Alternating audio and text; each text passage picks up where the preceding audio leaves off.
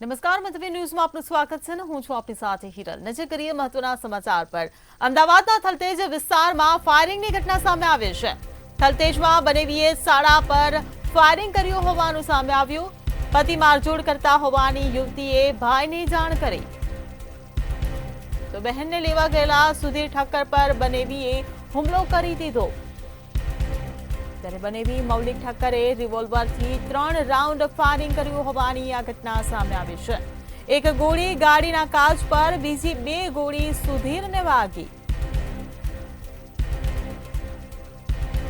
ત્યારે અમદાવાદથી આ સમાચાર મળી રહ્યા છે. થલતેજમાં બનેવીએ શાળા પર ફાયરિંગ કર્યું હોવાની આ ઘટના સામે આવી છે.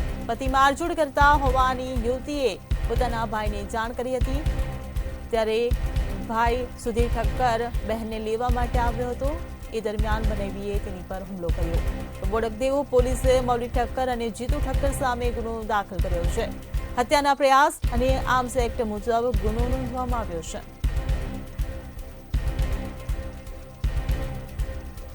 અમદાવાદના થલતેજમાં બનેવીએ શાળા પર ફાયરિંગ કર્યું હોવાની ઘટના ઘટી છે.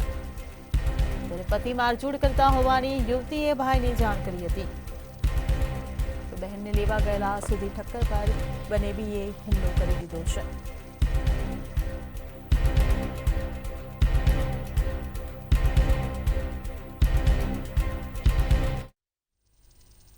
સુરતમાં લેબગ્રોન્ડને ડાયમેટિક કંપનીનો ફુલેકો મામલો સામે આવ્યો છે. ₹50 કરોડના ચીટિંગ કેસમાં મોટા સમાચાર સામે આવ્યા છે. સુરત એરપોર્ટથી જયમનને સરકારી બોલેરોમાં ઉઠાવી ગયા હતા. સીઆઈડી ક્રાઇમ ખાતેથી જયમને ફોર્ચ્યુનરમાં વિદાય કરાવો. સૂત્રો દ્વારા આ માહિતી મળી હતી. સીઆઈડી ઓફિસર અને વકદારો વચ્ચે મીટિંગ થઈ હતી. 1.25 કલાક સુધી ફોર્ચ્યુનરમાં મીટિંગ ચાલી હતી. અંકુશ નાકરાણી છેતરપિંડીનો ભોગ બનતા ભોપાળું બહાર આવ્યું છે. પહેલા નોરતે જ આરોપી પિતા પુત્રોએ સોનાની જ્વેલર્સનું ભવ્ય ઉદ્ઘાટન કર્યું અને ચોથા નોરતે ₹50 કરોડના ચીટિંગનો ગુનો નોંધાયો.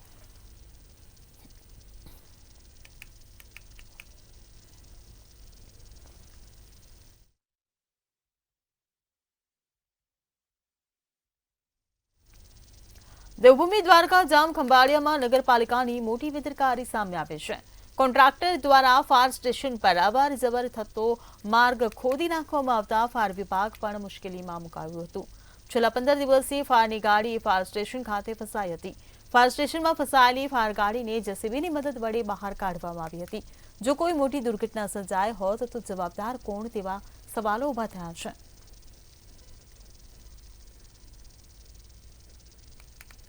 હા, 15 દિવસથી રોડ ખોદેલો છે.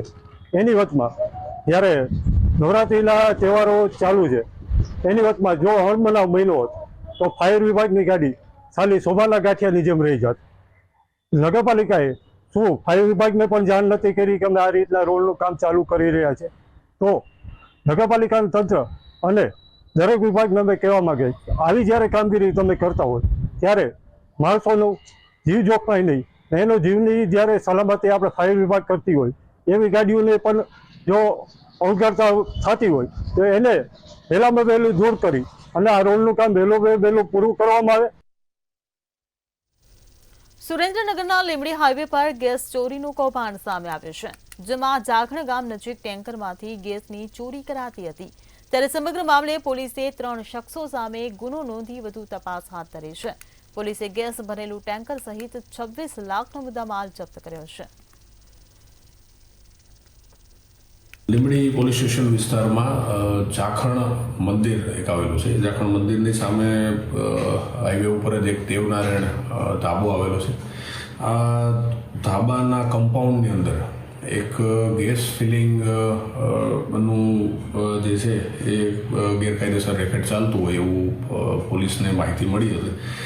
જે બાબત ની રેડ જે છે એ આ લીંબડી પોલીસ સ્ટેશન દ્વારા કરવામાં આવી છે. આમાં આ સમગ્ર બનાવમાં કુલ 2 આરોપીઓને હાલ અટક કરવામાં આવેલી છે અને એક આરોપી જે છે એ અટક કરવાનો બાકી છે. દેવભૂમિ દ્વારકા જિલ્લામાં સાયબર ક્રાઇમ પોલીસને વધુ એક સફળતા મળી છે. જિલ્લામાં સાયબર ફ્રોડ કરતા મામા ભાણેજની ઠગબાજ જોડીને 8.14 લાખના મુદ્દામાલ સાથે મધ્યપ્રદેશમાંથી ઝડપી પાડ્યા છે. દ્વારકા જિલ્લામાં સાયબર ફ્રોડનો ભોગ બનેલા આસામી પાસેથી ઠગબાજોએ 41 લાખથી વધુ રૂપિયા ખંખેરી લીધા હતા. ફરિયાદના આધારે સાયબર પોલીસ દ્વારા કાર્યવાહી હાથ ધરવામાં આવી હતી, જેમાં પોલીસને સફળતા મળી છે. દેવભૂમિ દ્વારકા જિલ્લાના સાયબર ક્રાઇમ પોલીસ સ્ટેશન ખાતે એક છેતરપિંડીમાં બીએનએસની વિવિધ કલમો તથા આઈટી એક્ટની કલમો હેઠળ એક ગુનો દાખલ કરવામાં આવ્યો હતો. આ જે ગુનો છે તે છેતરપિંડી બાબતનો છે.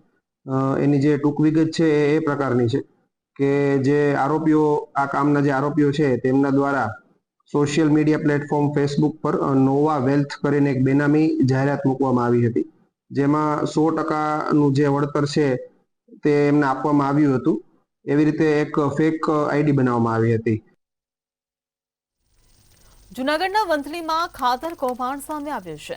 રૂપિયા 31.6 લાખના ખાતરમાં કૌભાંડ આચરવામાં આવ્યું છે. આ મામલે ખરીદ વેચાણ સંઘના મેનેજર દ્વારા 3 લોકો સામે ફરિયાદ દાખલ કરવામાં આવી છે.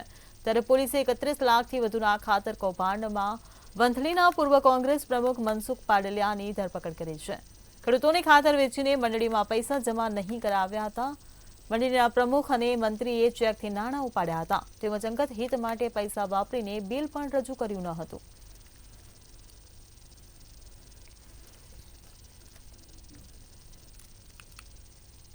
સુરતમાં જાલી ચલણી નોટ કાંડના મુખ્ય સૂત્રધાર સચિન પરમારને ક્રાઇમ બ્રાન્ચે દિલ્હીથી ઝડપી પાડ્યો છે. સચિન વિસ્તારમાંથી 6 વર્ષ પહેલા નકલી નોટો પકડાઈ હતી. પોલીસે વર્ષ 2019માં શિવરંજની એપાર્ટમેન્ટમાં દરોડા પાડ્યા હતા અને 2 આરોપીઓને ડુપ્લિકેટ ચલણી નોટો સાથે ઝડપી પાડ્યા હતા. આરોપી કાંજી ભરવાડ અને સુનિતા ઉબાડેની ધરપકડ કરવામાં આવી હતી, પરંતુ મુખ્ય આરોપી સચિન પરમાર નાસી છૂટ્યો હતો. જ્યારે પોલીસે ₹2,000 અને 500ના દરની 85 લાખથી વધુની નોટો ઝડપી હતી. ત્યારે તપાસમાં મુખ્ય આરોપી સચિન પરમારનું નામ સામે આવ્યું હતું. એન્જિનિયરની ડિગ્રી ધરાવતો આરોપી પોલીસથી બચવા માટે વિવિધ રાજ્યોમાં ફરતો રહેતો હતો. પકડાઈ જવાની બીકે પિતાની મરણ વિધિમાં પણ ગયો ન હતો. જોકે ગુપ્ત માહિતીના આધારે ક્રાઇમ બ્રાન્ચે તેને દિલ્હીમાંથી ઝડપી પાડ્યો છે.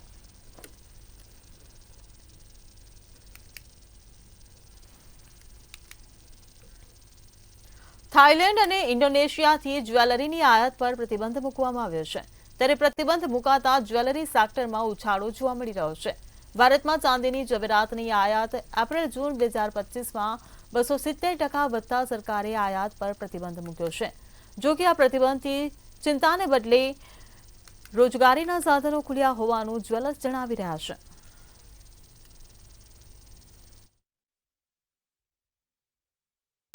આ બંને દેશો ઉપરથી ચાંદીની જે પ્લેન જ્વેલરી છે, જે ઇન્ડોનેશિયા અને થાઇલેન્ડથી આપણે ત્યાં ઇમ્પોર્ટ થતી હતી, એના ઉપર અત્યારે ટોટલી બેન લગાડવામાં આવ્યો છે. આ બેન લગાડ્યા પછી અન્ય કોઈ ઇફેક્ટ થશે ખરી? ના, અત્યારે બેન લગાડવાથી જે નાના વેપારીઓ છે કે જે નાનો વેપાર કરે છે એમને જે આઈટીએફથી જે આપણે એફટીએ કે જે સરકાર જે દાગીના ઇમ્પોર્ટ કરવામાં જે બેનિફિટ આપતી હતી તે અત્યારે એનો તાત્કાલિક અસરથી એ બંધ થશે, એટલે નાના વેપારીને એનો ફાયદો થશે. અંદાજે કેટલું એક્સપોર્ટ થતું હશે, ઇમ્પોર્ટ થતું હશે? એમાં લગભગ $10 અરબ એક્સપોર્ટ થતું હતું. સુરત એરપોર્ટના વિસ્તરણ અને સલામતીના નિયમોને ધ્યાનમાં રાખીને એરપોર્ટની આસપાસની કેટલીક ઇમારતોને ઉપદ્રવી ગણવામાં આવી હતી. આ ઇમારતો એરપોર્ટના ફ્લાઇટ સંચાલન અને સલામતી માટે સંભવિત ખતરો છે. જોકે જિલ્લા કલેક્ટરે બિલ્ડિંગ તોડી પાડવા પર 3 વર્ષનો પ્રતિબંધ મૂકવાનો આદેશ આપ્યો હતો, પરંતુ હવે આ અંગે ગુજરાત માનવ અધિકાર આયોગમાં ફરિયાદ દાખલ કરવામાં આવી છે. સુરત એરપોર્ટ એક્શન કમિટીના પ્રમુખ સંજય એજવા દ્વારા આ ફરિયાદ દાખલ કરવામાં આવી હતી અને જિલ્લા કલેક્ટરને 15 ઓક્ટોબરે સુનાવણી માટે સમન્સ પાઠવવામાં આવ્યું છે.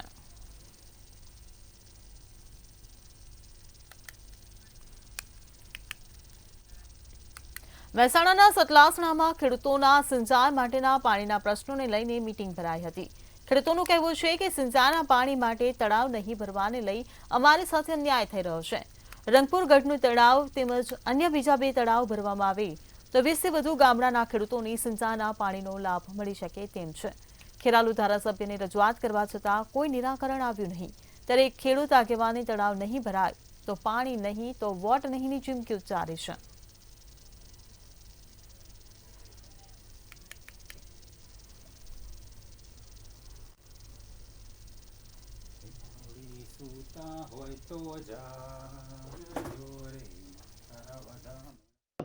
અમે અહીંયા હોટલપુર ગામમાં અહીંયા ઉપસ્થિત થયા છીએ.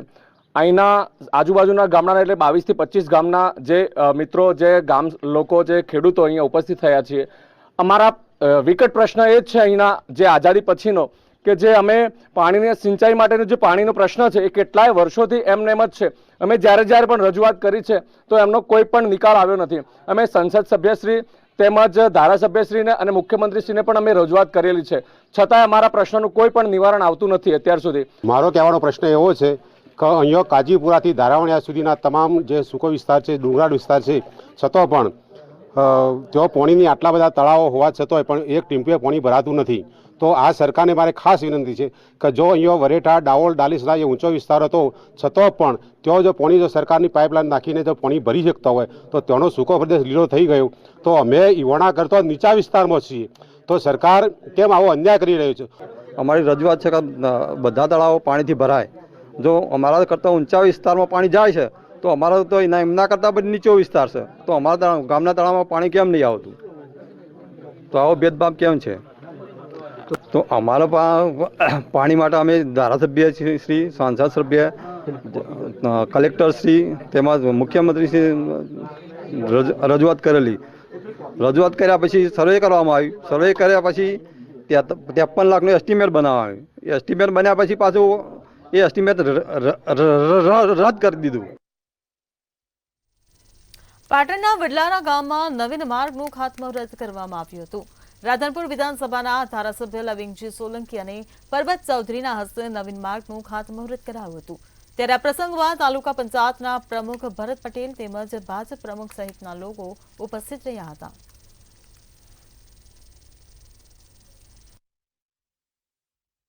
આજે સૌ પ્રથમ તો આ ગામનો જે મેન રોડ એ સીસી રોડ થવાનો છે.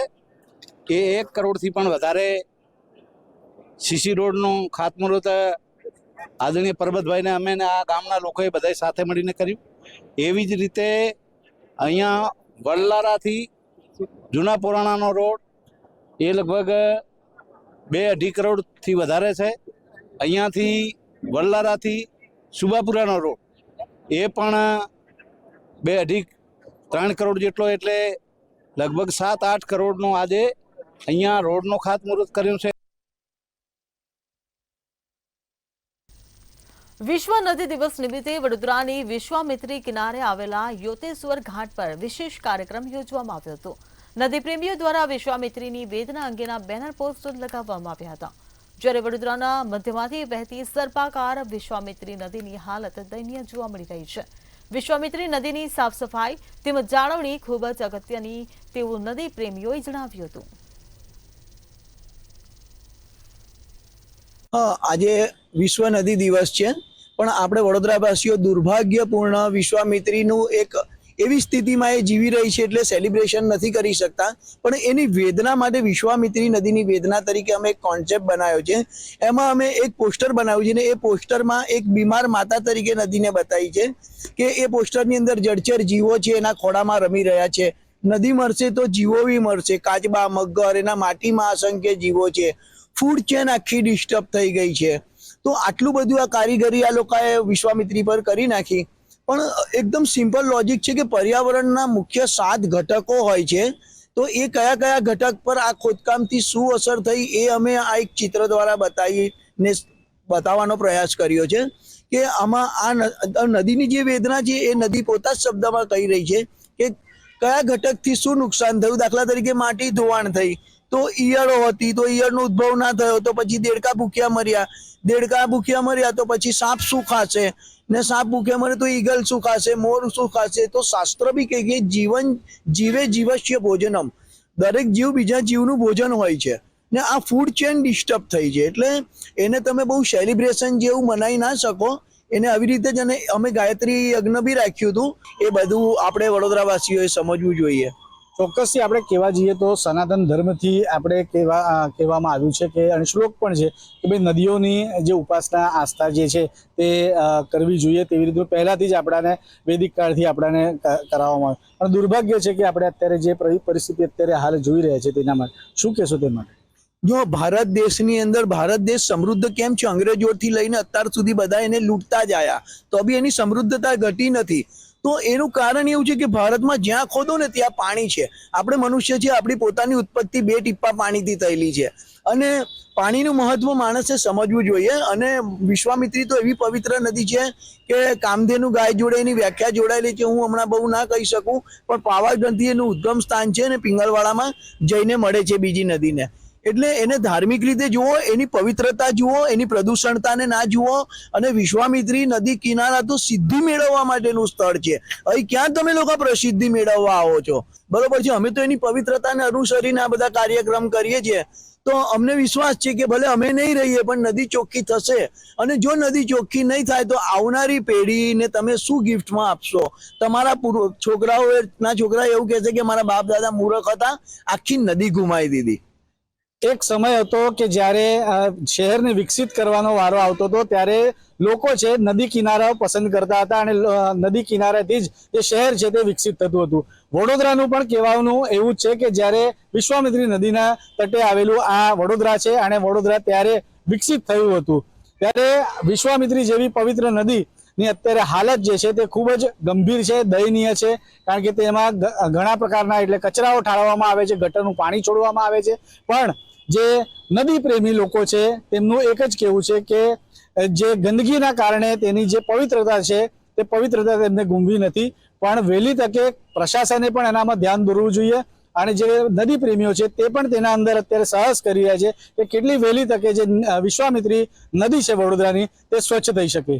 કેમેરામેન મિલિંદ મૈલે સાથે સત્યમ નેવાસ્કર, મંતવ્ય ન્યૂઝ, વડોદરા. જૂનાગઢમાં રાષ્ટ્રીય સંત નમ્ર મુનિના પ્રયાસથી 300 બેડની હોસ્પિટલના પ્રોજેક્ટની શરૂઆત કરાઈ છે. આગામી દિવસોમાં હોસ્પિટલનું નિર્માણ કાર્ય શરૂ થશે, જેનાથી ગ્રામ્ય વિસ્તારના દર્દીઓને આ હોસ્પિટલથી લાભ થશે. જ્યારે આ માનવ મહોત્સવમાં ગૃહ રાજ્યમંત્રી હર્ષ સંઘવી ઉપસ્થિત રહ્યા હતા. आज जूनागढ़ में पूज्य नम्र मुनि महाराज के प्रयासों से उनकी संस्था द्वारा जूनागढ़ एवं आसपास के सभी क्षेत्र के लोगों के लिए 300 बेड की एक मल्टी स्पेशलिटी हॉस्पिटल का खास तौर पे प्रोजेक्ट की शुरुआत की गई। आने वाले कुछ ही साल में ये प्रोजेक्ट पूरी तरह से तैयार करके यहाँ के और आसपास के गांवों के लोगों को मदद पहुंचाने का ये उनका बहुत ही श्रेष्ठ प्रयास है। જૂનાગઢના માંગરોળ શહેરમાં પોલીસ લાઇનમાં છેલ્લા 40 વર્ષથી ગરબેનું આયોજન કરવામાં આવે છે, અને અહીં માત્ર કલાકારો દ્વારા ગરબાઓ ઢોલના તાલે ગરબા મહોત્સવ યોજવામાં આવતો હોય છે. અહીં 200 જેટલી બાળાઓ ગરબે ઘૂમી માતાજીની આરાધના કરે છે, જ્યારે અહીં રોજ અલગ અલગ રાસો રજૂ કરવામાં આવ્યા છે. માંગરોળ પોલીસ લાઇન ગરબી મંડળ, જયંબે પોલીસ લાઇન ગરબી મંડળ માંગરોળ પોલીસ સ્ટાફ દ્વારા આયોજન કરવામાં આવે છે, જે લગભગ 40 વર્ષથી આ આયોજન, મારી સાંભળ મુજબ તો 40 વર્ષથી આયોજન ચાલે છે. આ ગરબીની અંદર બધા કોઈ પણ ડીજે ઉપર કે કોઈ ટેપ ઉપર કોઈ રાસ રમાડવામાં આવતા નથી. જે જૂની પરંપરાઓ છે આપણી, એ પરંપરાને સતત જાળવી અને અત્રેથી સ્ટેજ ઉપરથી લાઈવ ગાયક કલાકારો દ્વારા ગરબા ગાય અને આશરે 200 બાળાઓ આ ગરબીમાં અત્યારે ભાગ લઈ રહી છે. અમદાવાદ જિલ્લાના ધોળકા ખાતે સમસ્ત ગુજરાત બ્રહ્મ સમાજ દ્વારા રાજ્યકક્ષાનો નિયુક્તિ પ્રમાણપત્ર વિતરણનો કાર્યક્રમ યોજાયો હતો. આ કાર્યક્રમ ગુજરાત પ્રદેશ બ્રહ્મ સમાજના આગેવાન અને ગુજરાત મીડિયા ઇન્ચાર્જ યજ્ઞેશભાઈ દવેની વિશેષ ઉપસ્થિતિમાં યોજાયો હતો. આ પ્રસંગે ધોળકાના ધારાસભ્ય, જિલ્લા પ્રમુખ, મહામંત્રી તેમજ બ્રહ્મ સમાજના અન્ય આગેવાનો ઉપસ્થિત રહ્યા હતા. આ પ્રસંગે સમાજના વિકાસ અને ઉત્થાન માટેના વિવિધ મુદ્દાઓ પર પણ ચર્ચા કરવામાં આવી હતી.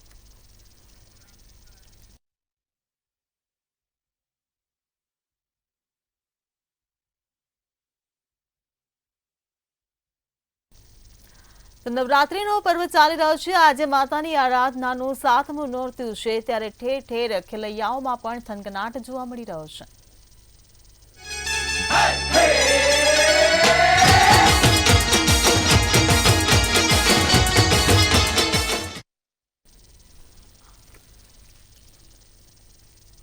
ગીર સોમનાથના ઉનામાં ધારાસભ્ય કાળુ રાઠોડ દ્વારા નવરાત્રીનું ભવ્ય આયોજન કરવામાં આવ્યું છે, જેમાં આ વર્ષે બાળકો માટે વેશભૂષા હરીફાઈ યોજવામાં આવી હતી. વેશભૂષા હરીફાઈ લોકોના આકર્ષણનું કેન્દ્ર બન્યું છે. છેલ્લા 24 વર્ષથી ધારાસભ્યો પોતાના સ્વખર્ચે નવરાત્રીનું આયોજન કરે છે. ગરબા જોવા માટે લોકો મોટી સંખ્યામાં ઉમટી પડ્યા છે.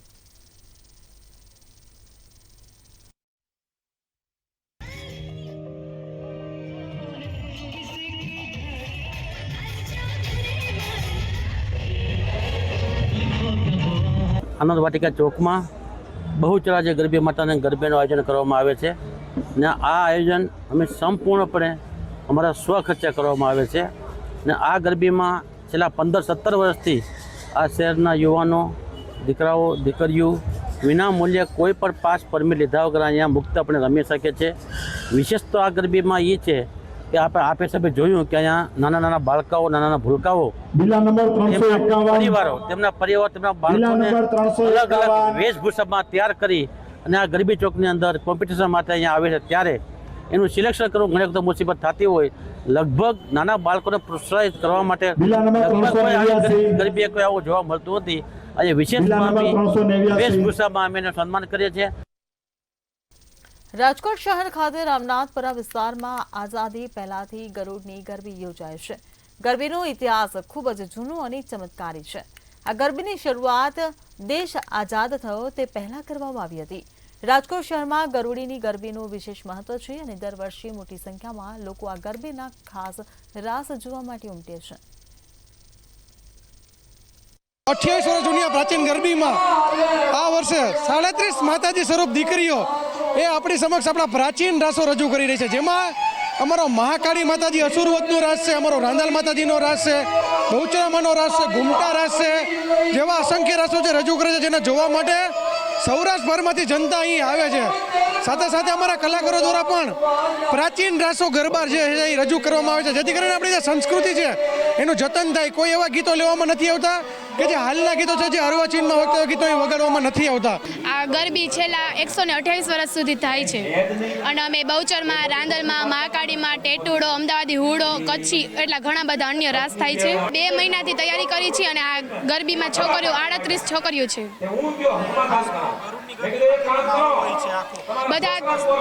બધા દૂર દૂરથી ગરબીમાં જોવા આવે છે. સારો એવો માહોલ હોય છે.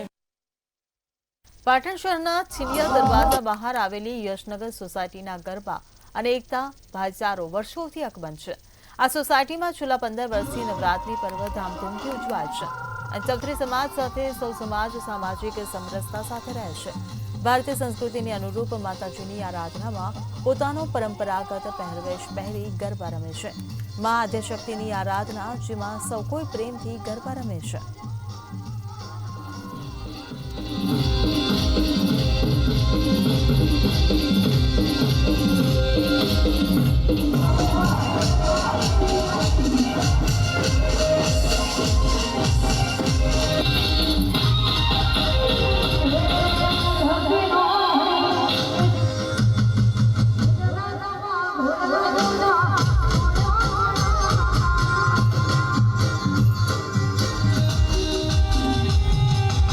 અમારી યશનગર સોસાયટીની અંદર છેલ્લા 15 વર્ષથી ડીજે સાથે અને પાર્ટી સાથે નવરાત્ર ઉજવાય છે.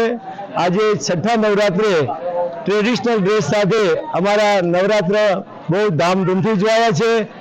આખી સોસાયટી અમારી સંપ સાથે અને સહકારથી ચાલી રહી છે અને દરેક સોસાયટીના વ્યક્તિઓ તાલમેલથી નાચી રહ્યા છે. પાર્ટીનો મોહ રાખીને અમે પણ અમારી સોસાયટીમાં અમારા પારંપરિક પોશાક સાથે ટ્રેડિશનલ ડ્રેસમાં અમે માતાજીની અંબાના ગરબા અમે ગાઈ રહ્યા છીએ અને આજે અમારો પોશાક છે તે સાથે અમે અમારા ટ્રેડિશનલ ગરબા ગાઈએ છીએ. જય અંબે. પણ દર વખતે પરંપરા રીતે અમારા ટ્રેડિશનલ ડ્રેસમાં આ નવરાત્રી અમે ઉજવી રહ્યા છીએ. આ જે પહેરેલો ડ્રેસ તમે જોયો તેમાં ચૌધરી સમાજના પારંપરિક ડ્રેસ છે. આ જે ઘરેણા છે તે સોનાના છે, ચૂડા છે તે પણ ચાંદીના છે. આ રીતે અમારા ટ્રેડિશનલ ડ્રેસમાં દર વખતે અમે નવરાત્રીનું આયોજન કરી રહ્યા છીએ. અમારી યશનગર સોસાયટીમાં છેલ્લા 15 વર્ષથી ધામધૂમથી નવરાત્રી પર્વનો ઉત્સવ ઉજવવામાં આવે છે. સોસાયટીના તમામ પરિવારો સંપથી આ પર્વમાં જોડાઈ જાય છે અને બધા સંપે મળી અને ધામધૂમથી રાત્રે માતાજીના ગરબા અને ગુણગાન ગાઈએ છીએ અમારી એકતા અને સંપ પાટણની સમગ્ર પ્રજા માટે એક પ્રેરણારૂપ છે. અત્યારે લોકો ટૂંકા કપડાં પહેરીને જે પાર્ટી પ્લોટમાં રમી રહ્યા છે, પણ અમારે યશનગરની સોસાયટીમાં અમે એકદમ જૂના પહેરવેશ સાથે, જૂના અમારા દાગીના સાથે ટ્રેડિશનલ ડ્રેસમાં અમે બધા એકદમ ધામધૂમથી બધા નવરાત્રિ ઉજવી રહ્યા છીએ અને એકદમ સંપથી બધા અમારું સરસ રીતે અમે નાચી રહ્યા છીએ અને અમારી પરંપરા પણ જાળવી રહ્યા છીએ જૂની. બુલેટિનમાં હાલ બસ આટલું. સમાચારોની અપડેટ માટે જોતા રહો મંતવ્ય ન્યૂઝ. નમસ્કાર.